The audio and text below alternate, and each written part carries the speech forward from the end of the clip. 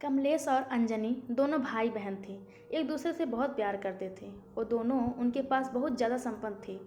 किसी भी चीज़ की कमी नहीं थी। माँ पापा में कमलेश और अंजलि की सारी इच्छा पूरी करते थे। कमलेश घोड़े पर बैठना सीख रहा था। उसके पास एक शानदार घोड़ा था। थोड़े दिन बाद अंजलि की शादी हो गई। जहांगीरदार के घर में उसकी शादी की। मायके वालों से भी ज़्यादा अंजलि के ससुराल वाले अमीर थे। कमलेश भी अब बड़ा हो गया था। उसकी शादी बाकी थी, परंतु अचानक उनके माता पिता की मौत हो गई और कुछ दिनों बाद भी माँ की मृत्यु हो गई। कमलेश अब अकेला रह गया था। अंजलि भी 4 दिनों के लिए मायके आई थी, पर वापस चली भी गई अपने ससुराल। अब सारा कारोबार कमलेश के कंधों पर आया था, पर उसे अनेक लोगों ने फंसाया। एक बार बड़ी डील की, पर उसमें उसे घाटा हुआ और कमलेश बर्बाद हो गया। उसकी खेती जब्त हो गई, घर की नीलामी हो गई। ऐशो आराम में रहने वाला कमलेश अब उसके बुरे दिन आ गए। जिसके पास सैकड़ों लोग खाना खाते थे, आज वो एक निवाले के लिए तरस रहा था। जो मुलायम गद्दे पर सोता था, आज उसे सड़क पर सोना पड़ रहा था। जिस कमलेश को हजारों लोग पहले हाथ जोड़ते थे, वही आज सबके सामने हाथ फैला रहा था। कमलेश ने सोचा अपनी बहन के पास जाए, लेकिन अमीर बहन के पास भिखारी जैसे कैसे जाऊं? जिसके पास पहले हाथी घोड़े पर बैठ कर जाता था, आज उसके पास पैदल कैसे जाऊं? जरी के पोशाक में पहले जाता था, वहां अब फटे हुए कपड़े में कैसे जाऊं? परंतु कमलेश मन में बोला, प्यार अमीरी और गरीबी नहीं देखता। मेरी बहन मुझे अपने पास क्यों नहीं आने देगी भला? छी, मुमकिन नहीं है कि वो मेरी हालत की वजह से मुझे धिक्कारे। वह बहन के पास गया, दरवाजे में खड़ा हुआ। ऊपर छत से बहन देख रही थी। कमलेश ने ऊपर देखा, पर बहन अंदर चली गई। कमलेश को लगा बहन नीचे मिलने के लिए आ रही होगी, पर कोई आया नहीं। दरवाजे पर खड़े नौकर ने पूछा, कौन हो तुम? यहाँ क्यों खड़े हो? चोरों के जैसे, निकलो यहाँ से। कमलेश बोला, मेरे बहन का घर है ये, उसे अंदर जाकर बताओ, जाओ। नौकर हंस कर घर में जाकर वापस आया।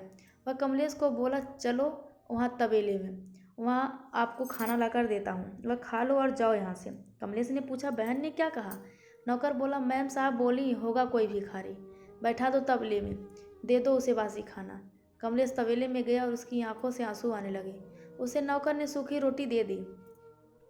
कमलेश ने वहाँ पर एक गड्ढा खोदा है और वहाँ पर वह रोटी दबा दी। पानी पिए बिना वहाँ से चला जाता है। उस दिन के बाद कुछ सोचकर कमलेश दूर देश चला जाता है। वहाँ के राजा का वह नौकर बन जाता है। एक बार उस राजा को बहुत कठिन समस्या आई। कमलेश की सलाह से राजा उस समस्या से बाहर निकाला। कमलेश से खुश होकर राजा ने उसे मुख्य प्रधान बना दिया। कमलेश के कहने मुताबिक राजा सब काम करने लगा था। नए प्रधान के रूप में कमलेश की वाहवाह होने लगी। कमलेश ने अब शादी भी कर ली और वह बड़े बंगले में रहने लगा था। अब अपनी बहन को जाकर मिले ऐसा उसे लगा। तभी वह अपनी पत्नी के साथ बहन के घर निकला। साथ में हाथी भी थे, घोड़े थे और जोरों शोरों से वह वहां गया। अपने से आगे सब आपने जासूस बहन को इसके आने का संदेश बताने के लिए भेजे। जासूस ने जब बहन को यह सूचना दी तो बहन एकदम से उठी। वह अपने पति के साथ दरवाजे पे खड़ी रही, अपने भाई के स्वागत के लिए। ढोल नगाड़े बज रहे थे। बड़े ठाठ से भाई बहन के घर आया। दूसरे दिन बड़ी मेजबानी थी। गांव के बड़े बड़े लोगों को न्योता दिया गया। चंदन के टेबल थे, चांदी की थाली थी, पंच पकवान थे। सारे लोग टेबल पर बैठने वाले ही थे। उतने में भाई एकदम से उठा। सारे चकित हो गए, क्या हुआ? सब पूछने लगे और कमलेश एकदम से तबेले में गया। वहाँ पर उसने गड्ढा खोद कर जो रोटी उसमें डाली थी, उसने वो रोटी निकाली। अंजलि कमलेश को बोली, भैया यह क्या पागल जैसी हरकतें कर रहे हो? वह बोला, दीदी तुम्हारे भाई को बैठने के लिए तबेला और खाने के लिए बासी रोटी ही योग्य है। यह सब भाई के लिए नहीं है, मेजबानी भाई के लिए नहीं है, यह सारा सामान सम्मान भाई के लिए नहीं है। यह सब तुम मेरे पैसों की वजह से कर रही हो। यह सब सुनकर अंजलि को अपने उस बुरे बर्ताव की याद आई जो कभी उसने अपने गरीब भाई के साथ किया था। उसे अपने किए का पछतावा होने लगा। उसने कमलेश के पैर पकड़े और बोली, भैया भूल हो गई मुझसे आप अपनी इस नादान बहन को माफ़ कर नहीं करेंगे क्या? वापस नहीं करूँगी, आपके प्यार को नहीं भूलूंगी भैया, क्षमा करो मुझे और घर में चलो भाई। कमलेश ने अंजलि के आंसू पोंछे।